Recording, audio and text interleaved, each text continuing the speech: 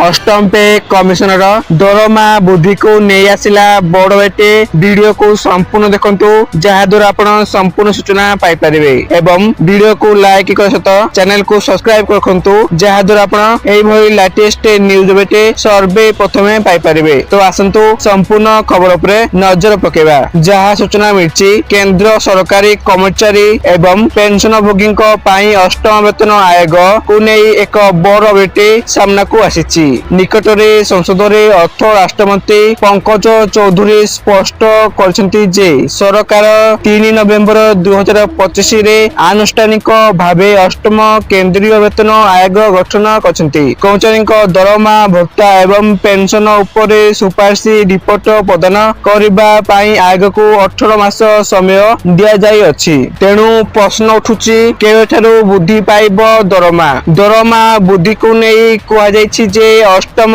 वेतन आयोग लागू हेबारे विलंब हेले मध्य 1 जनवरी 2026 रु ही प्रभावी बोली धरा जिवो। तेबे कर्मचारी हाथ को वर्धित दरमा आसिबारे किछि समय लागि पारे। जेएनए जेडीसी एफएओ रो प्रतिष्ठाता सीए मनीषी मिश्र एही संभाव्य विलंबर कारण स्पष्ट करी कहछंती जे कागज पत्र रे एहा जनवरी 1 लागू हेबाकू थिले भी वास्तव रे वर्धित दरमा कर्मचारी बैंक खाता रे 2026 शेष आड़कू अथवा 2026-27 आर्थिक वर्ष मध्य पहुंचवार संभावना रही। पूर्व वेतन आयोग गुड़िक समय रे मध्य समान धरणर विलंब देखा मिलता एवं ता सहित कर्मचारी मानक अष्टम वेतन आयोग दिन में बकेया अर्थ प्रदान कर पूर्ण संभावना रही। संशोधित वेतन प्रदान रे जेते विलंब हेले मध्य यार हिसाब 1 जनवरी 2026 रु कराजिबो